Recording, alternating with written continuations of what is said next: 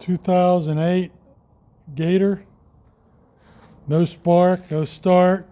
Looks nice and clean. This is the second time. Pull this cable out.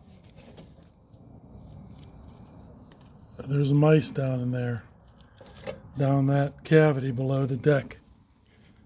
You got to replace every wire, which is not very difficult, but good luck.